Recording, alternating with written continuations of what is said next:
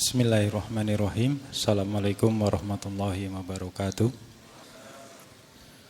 Alhamdulillahirabbil alamin. Puji syukur senantiasa kita panjatkan ke hadirat Allah Subhanahu wa taala yang masih memberikan kita kesempatan untuk melanjutkan ngaji filsafat di malam hari ini. Salat dan salam senantiasa terlantunkan kepada Nabi Muhammad SAW.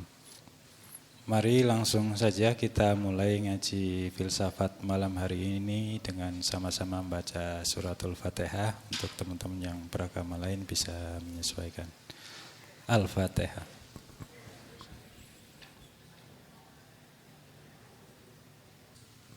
Selanjutnya kami persilakan kepada Pak Farudin Faiz. Oke, bismillah.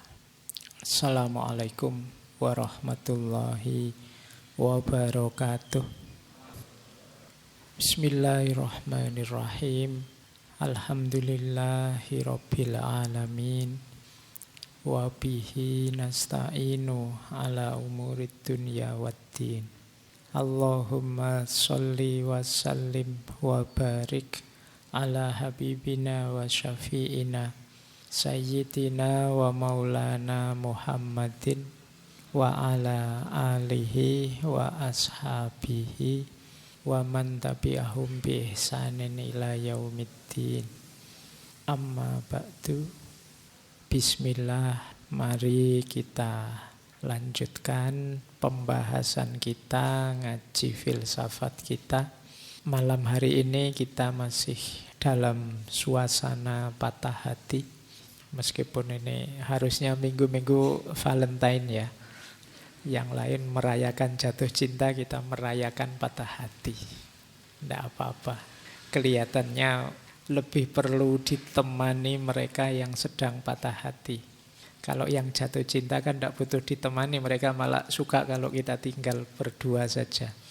Maka bulan ini kita belajar menemani mereka yang patah hati. Malam hari ini kita akan belajar bagaimana cara mengelola patah hati versi filsafat stoikisme. Sebelum minggu depan kita pungkasi dengan bagaimana mengelola patah hati versi sufisme, versinya tasawuf. Stoikisme ini kan belakangan masyhur sekali, populer sekali. Saya tidak tahu kenapa bisa begitu, karena menurut hemat saya filsafatnya stoik ini cocok untuk dipakai mereka yang sedang galau. Mereka mungkin termasuk yang sedang patah hati, termasuk yang menghadapi masalah. Stoikisme enak untuk menguatkan diri. Sering saya bilang yang namanya gagasan, pemikiran, filsafat, apapun itu kita harus ngerti dosisnya, porsi dan proporsinya. Dari situ kita bisa mengambil banyak manfaat. Kapan kita harus agak agresif seperti Nietzsche, agak tenang seperti orang-orang stoik, kapan kita harus agak kritis seperti orang-orang dari tradisi filsafat modern awal dan lain sebagainya. Kita ambil stoik sebagai perspektif karena ketika kita patah hati ya tentu saja kita perlu ketangguhan jiwa. Maka perspektif-perspektif stoik penting kita pertimbangkan. Baik, kita mulai ya. Saya awali dari dasar-dasar tujuannya stoik yang sering dibahas orang. Sebelum nanti ke nasihatnya untuk yang patah hati. Bagi stoikisme, tujuan hidup itu ya kebahagiaan. Eudaimonia. Eudaimonia itu bahagia dalam bahasa Yunani, yang artinya adalah kepuasan jiwa atau perkembangan jiwa, kemajuan jiwa. Nah, istilahnya eudaimonia karena berhubungan dengan daimon. Daimon itu sifat batin yang ilahiyah. Ini kalau disambungkan, berarti bahagia itu jiwa yang tambah maju, tambah berkembang, menghidupkan sisi-sisi ilahiyah dalam diri kita, sehingga kita puas. Sisi-sisi ilahiyah itu ya tentu saja kebenaran dan kebaikan. Jadi kalau kita jadi orang baik, jadi orang yang benar, itu kita sedang menghidupkan sisi ilahiyah kita. Dan ini membahagiakan, membuat kita puas. Kalau kepuasan kita sumbernya ini, itulah kepuasan yang sejati, itulah namanya kebahagiaan. Jadi bahagia itu bukan kesenangan karena tujuan kita tercapai atau kita mendapat kenikmatan. Tapi bahagia itu kepuasan ketika kita bisa melakukan kebaikan, menghidupkan kebenaran. Inilah bahagia versi stoikisme yang dikenal sebagai eudaimonia. Ini mirip dengan gagasan-gagasannya Aristoteles dan juga Sokrates. Cirinya orang bahagia itu jiwanya puas karena melakukan yang terbaik yang dia mampu. Kalau di kitab-kitab para filosof muslim itu pakai istilah sukunun nafas. Sukunun nafas itu jiwa yang tenang sudah, yang sudah sakinah. Tapi sakinahnya karena sudah melakukan kebaikan.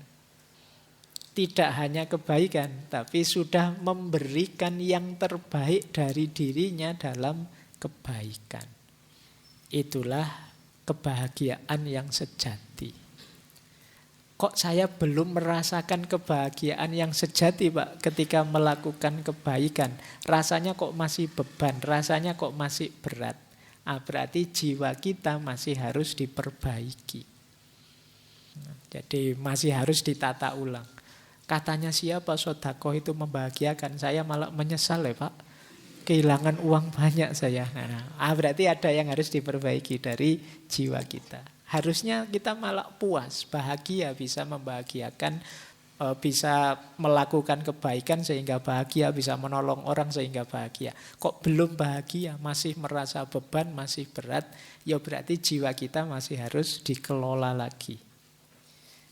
Kalau bagi kelompok epikureanisme yang dikenal agak hedonistik, bahagia itu ya karena kesenangan dan ketenangan.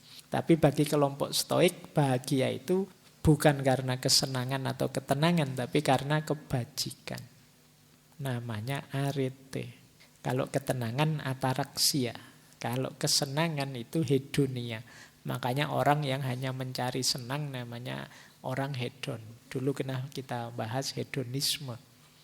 Kalau versinya kelompok epikureanisme, Epikuros dan kawan-kawan, ya bahagia itu kita senang terus puas dan tenang.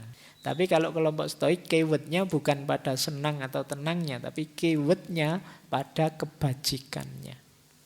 Kalau hanya kesenangan dan ketenangan, bisa saja orang setelah melakukan hal buruk dia terus tenang saya. Ada orang tertentu kan begitu. Maka kata kelompok stoik, enggak. Kuncinya kebahagiaan itu jangan hanya pada kesenangan dan ketenangan, tapi pada kebajikan. Yang menenangkan dan menyenangkan kita, itu harusnya kebaikan. Kok melakukan kebaikan kita jadi gelisah, tidak tenang, atau kita tidak merasa senang sama sekali, ya berarti jiwa kita perlu di-upgrade lagi. Level jiwa kita memang masih perlu lebih ditinggikan lagi. Nah, ini kuncinya kebahagiaan. Nah, ada lagi teori yang mungkin menarik dari kelompok stoik, namanya Stoic Triangle of Happiness. Segitiga kebahagiaan versinya kelompok stoik. Kuncinya apa bahagia itu? Yang pertama virtue tadi, kebajikan. Yang kedua kontrol. Dan yang ketiga responsibility, tanggung jawab. Orang itu bisa bahagia kalau dia baik. Yang kedua kalau dia tahu mana yang bisa dia kontrol dan mana yang tidak. Yang tidak bisa dia kontrol ya sudah dilepaskan. Yang bisa dia kontrol dia jalankan. Jadi belajar itu dalam kontrol kita. IP tinggi di luar kontrol kita. Nah, yang bisa kita kontrol belajar, ya sudah kita kelola sisi yang bisa kita kontrol. Yang tidak bisa kita kontrol, ya kita pasrah. Namanya tawakal kalau dalam agama. Jadi selain kebaikan kita juga harus tahu mana yang bisa dikontrol, mana yang tidak. Kita itu kadang-kadang sedih, gelisah, stres padahal tentang hal yang tidak bisa kita kontrol. Jadi kesadaran mana yang bisa dikontrol, mana yang tidak, ini penting. Kalau kegelisahan kita karena yang tidak bisa kita kontrol, obatnya sulit. Satu-satunya jalan ya hanya penerimaan.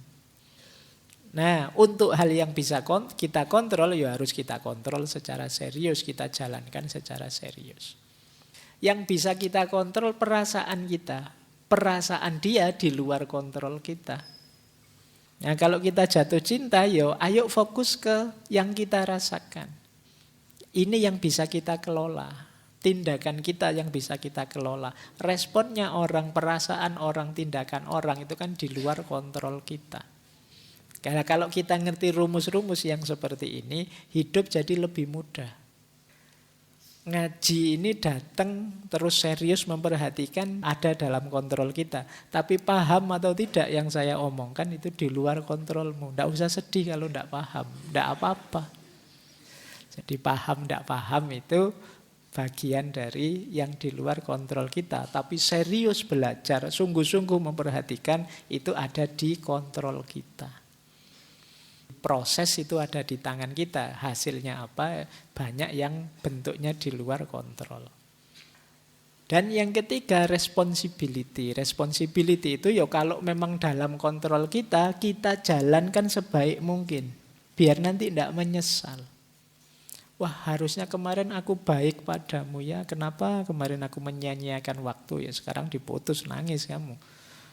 Itu kenapa? Kamu kurang responsibel. Padahal kamu tahu kamu harusnya melakukan ini, melakukan itu. Kadang-kadang sukses pun kamu kurang puas karena belum total memberikan effortmu kemarin. Coba aku lebih serius lagi. Ya sekarang lulus sih. Coba aku lebih serius. Itu mungkin lulusnya tidak sekedar lulus, tapi lulus dengan cum laude, lulus dengan pujian dan lain sebagainya. Nah ini responsibility, membahagiakan. Jangan eman-eman energimu untuk melakukan kebaikan yang ada dalam kontrolmu. Jangan eman waktu, eman tenaga kalau itu memang kebaikan. Karena akan membuahkan kebahagiaan. Kita akan sering tidak bahagia gara-gara belum memberikan yang sepenuhnya. Kalau sudah memberikan yang sepenuhnya, kadang-kadang memang bisa gagal. Tapi kita puas. Ketenangan, kepuasan kita setelah melakukan ikhtiar yang maksimal. Hasilnya apa kita terima. Itu kalau dalam bahasa agama ya kita tawakal sudah. Alhamdulillah kalau hasilnya luar biasa. Kalau tidak pun kita siap.